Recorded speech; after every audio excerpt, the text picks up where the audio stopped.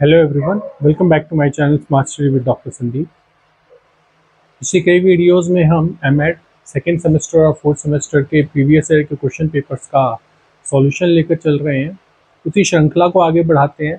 आज की वीडियो में हम बात करेंगे एमएड सेकेंड सेमेस्टर के paper fundamental of research methodology F 2002। और आज का जो हमारा क्वेश्चन पेपर है वो जून 2022 का है। स्टार्ट करते हैं। 3 सेक्शंस हैं, सेक्शन ए, सेक्शन बी और सेक्शन सी। जैसा हमेशा रहता है, section A short, section B long और सेक्शन सी ऐसे टाइप वेरी लॉन्ग वाले क्वेश्चंस। बात करते हैं फर्स्ट क्वेश्चन की। Describe the nature of action research, यानी क्रियात्मक अनुसंधान की प्रकृति का विवरण करना है। एक्शन रिसर्च बेसिक रिसर्च है जो इसका बीएड में भी सेकेंड ईयर में यूज होती है, उसकी थ्योरी पार्ट।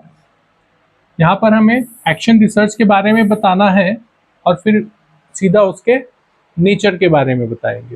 ये बेसिक रिसर्च है। दूसरा क्वेश्चन आता है significance the delimitation of research problem, कि शोध समस्या के परिसीमन का महत्व क्या है। तो पहले हमें बताना पड़ेगा शोध समस्या का परिसीमन, डिलिमिटेशन ऑफ रिसर्च प्रॉब्लम।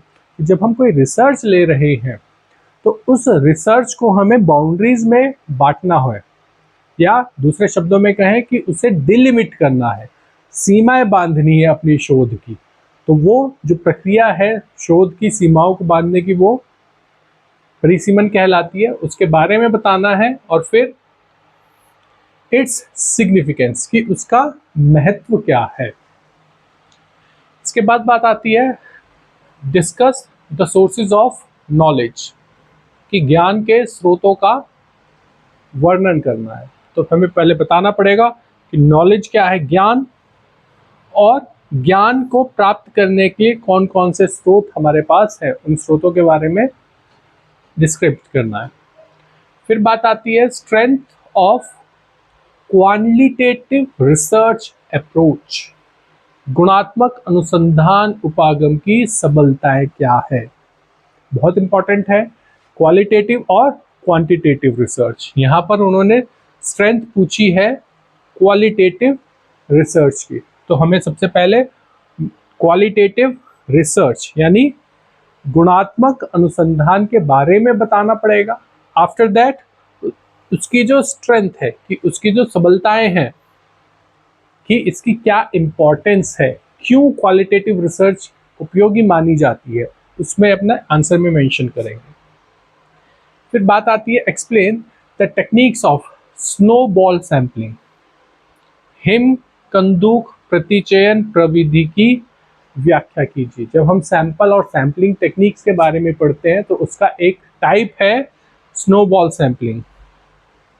उसके बारे में हमें पूरा डिस्क्रिप्शन देना है। पहले स्नोबॉल सैंपलिंग के बारे में बताएंगे और फिर स्नोबॉल सैंपलिंग कैसे उपयोग में लाई जाती है, क्या है, कैसे यूज की जाती है रिसर्च में, उसके बारे में डिस्क्रिप्शन बताएंगे। सेक्शन ए कंप्लीट होता है। फिर बात आती है सेक्शन बी की, शॉर्ट आंसर टाइप क्वेश्चन। इसमें पहला क्वेश्चन आता है हमारा, contrast the procedure of qualitative and quantitative researches in education. एक ही क्वेश्चन में उन्होंने दोनों टाइप्स पूछ लिए, क्वालिटेटिव भी और क्वांटिटेटिव भी, यानी कि गुणात्मक तथा मात्रात्मक शैक्षिक अनुसंधानों की प्रक्रिया में अंतर स्थापित कीजिए। तो हमें क्वालिटेटिव और क्वांटिटेटिव यानी कि गुणात्मक और मात्रात्मक दोनों का ब्रीफली एक्सप्लेनेशन करना है, और एक्सप्लेनेशन का बाद पूरा प्रोसीजर, कि क्वालिटेटिव रिसर्च कर रहे हैं तो उसका क्या प्रोसीजर है, क्या स्टेप्स है, क्वांटिटेटिव कर रहे हैं तो क्या प्रोसीजर है, क्या स्टेप्स है। क्योंकि अगर देखा जाए तो एक ही क्वेश्चन में उन्होंने दोनों तरीके के रिसर्च को पूछ लिया है और उसका डिस्क्रिप्टिव में आंसर मांगा है। इसके बाद बात आती है research can not be done in isolation. Why? कि पार्थक्य विलगता में शोध कार्य नहीं किया जा सकता। क्यों? व्याख्या कीजिए। आइसोलेशन होता है एक बंद कमरे में बैठकर कि बाहर से कोई भी इफेक्ट उस पर ना डल सके। तो हमें बताना पड़ेगा सबसे पहले कि रिसर्च क्या है।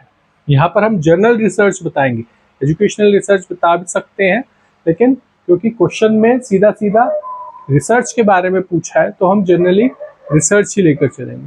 तो पहले रिसर्च के बारे में बताएंगे, उसके principle, nature, importance, application, characteristics, जो बेसिक चीज़ें हैं डिस्क्रिप्टिव के हिसाब से उसमें वो सारी चीज़ें मेंशन करेंगे। After that can not be done in isolation. अपने बिहाफ पर मैं ये कह सकता हूँ कि जब हम रिसर्च का meaning, definition, principle, nature, important इन सब के बारे में बताते हुए चलेंगे तो हमारा ये जो स्टेटमेंट है कि research can not be done in isolation खुद ही एक्सप्लेन हो जाएगा। क्योंकि जब हम ये चीज़ देखते हैं कि रिसर्च को करने के लिए हम रिसर्च करते ही इस वजह से ताकि हम वाइड एरिया में जा सकें, नई चीज़ों को, नए ज्ञान को खोज सकें, पुराने ज्ञान में नया ज्ञान खोज सकें, तो आइसोलेशन में रहकर ये चीज़ नहीं की जा सकती। फिर भी एक्सप्लेनेशन करना आवश्यक है। इसके बाद नेक्स्ट क्वेश्चन आता है हमारा, define the hypothesis and discuss that how review of related literature can help in formulation of hypothesis for your research। की परिकल्पना को परिभाषित कीजिए तथा वर्णन कीजिए कि संबंधित साहित्य का पुनरावलोकन आपके शोध हेतु परिकल्पनाओं के निर्माण में किस भांति सहयोग करता है। दो चीजें आई हैं हमारे इस क्वेश्चन में, पहला हाइपोथेसिस और दूसरा रिव्यू ऑफ रिलेटेड लिटरेचर, यानी परिकल्पना और संबंधित साहित्य का पुनरावलोकन। तो पूरे के बारे में, यानी कि परिकल्पना और रिव्यू ऑफ रिलेटेड लिटरेचर को डिस्क्रिप्टिव तरीके से, मीनिंग, डेफिनेशंस के साथ, बेसिक चीज़ों के साथ, उसके टाइप्स क्या है एक्सप्लेन करेंगे, इसके प्रिंसिपल, इसका नेचर, इसकी इंपॉर्टेंस, इसके एप्लीकेशन, इसके कैरेक्टरिस्टिक्स, हाइपोथेसिस के टाइप्स सब बताएंगे। और फिर review of related literature used in formation of hypothesis, कि कैसे रिलेटेड रिव्यू हमें हेल्प करता है हमारी हाइपोथेसिस को जनरेट करने में। क्योंकि रिव्यू ऑफ रिलेटेड लिटरेचर ये बताता है कि जिस टॉपिक पर हम काम कर रहे हैं उस टॉपिक पर पहले से क्या रिसर्च हो चुकी हैं, उनका क्या प्रोसेस रहा, उनकी हाइपोथेसिस कैसी थी, उनकी फाइंडिंग कैसी थी, उनकी एप्लीकेशंस कैसे थे, उनका रिजल्ट कैसा निकल कर आया है।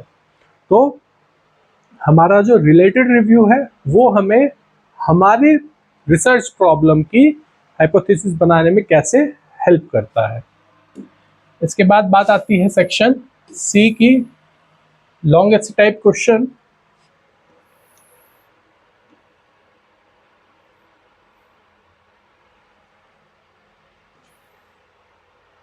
इसमें बात आती है डिफाइन एजुकेशनल रिसर्च। यहाँ पर हमारा प्रॉपरली पूछा गया है educational research, discuss its purpose and enlist preferred areas of educational research, की शैक्षिक अनुसंधान को परिभाषित कीजिए, इसके उद्देश्य तथा उद्देश्यों का वर्णन तथा शैक्षिक अनुसंधान के वरीय क्षेत्रों को सूचीबद्ध कीजिए। तो यहाँ पर हमारा प्रॉपर आएगा एजुकेशन रिसर्च। अभी हमारे ऊपर है कि हम पहले एजुकेशन अलग बताएं, रिसर्च अलग बताएं, और फिर दोनों को एक साथ कंबाइन करें एजुकेशन रिसर्च के लिए, या डायरेक्ट एजुकेशन रिसर्च से भी स्टार्ट कर सकते हैं। इसके ऑब्जेक्टिव्स, इसके principles, nature, importance, application, characteristics, जो बेसिक चीज़ें हैं हमारी एजुकेशन रिसर्च की वो सारी बतानी है। और फिर बात आती है एरियाज ऑफ एजुकेशनल रिसर्च की, शैक्षिक अनुसंधान के वरीय क्षेत्रों की सूचीबद्धता, यानी कि हम एजुकेशन की फील्ड में, एजुकेशनल रिसर्च में किन किन एरियाज में अपनी रिसर्च को कंडक्ट कर सकते हैं, शॉर्ट में एरियाज ऑफ एजुकेशनल रिसर्च कुछ। इसके बाद बात आती है discuss the process of conceptualisation of a research problem and steps of proposal for experimental research, की शोध समस्या के निर्माण की प्रक्रिया तथा एक प्रायोगिक अनुसंधान हेतु शोध निर्माण के पदों का वर्णन कीजिए। तो meaning and definition of research methodology, उन्होंने रिसर्च के बारे में पूछा है कि उसके स्टेप्स क्या है, और एक्सपेरिमेंटल रिसर्च का जो प्रपोजल है उसके बारे में ब्रीफली एक्सप्लेन करना है। तो हम पहले रिसर्च मेथडोलॉजी को बता रहे हैं, फिर meaning and definition of research problem को बताएंगे, फिर एक्सपेरिमेंटल रिसर्च, और एक्सपेरिमेंटल रिसर्च के लिए जो स्टेप्स है एक्सपेरिमेंटल प्रपोजल बनाने के लिए, रिसर्च प्रपोजल बनाने के लिए, वो हमें मेंशन करने हैं। फिर नेक्स्ट क्वेश्चन आता है discuss different types of research methods.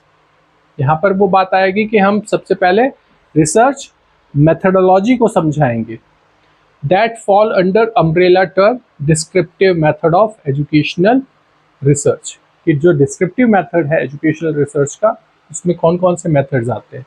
शैक्षिक अनुसंधान की विवरणात्मक शोध विधि के क्षेत्र के अंतर्गत आने वाली विभिन्न शोध विधियों का वर्णन कीजिए।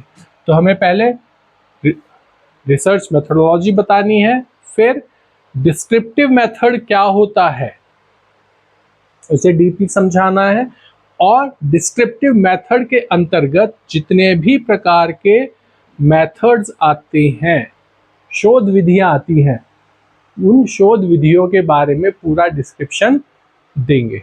तो नेक्स्ट क्वेश्चन आता है method of experimental research is control centric, explain it with the suitable example.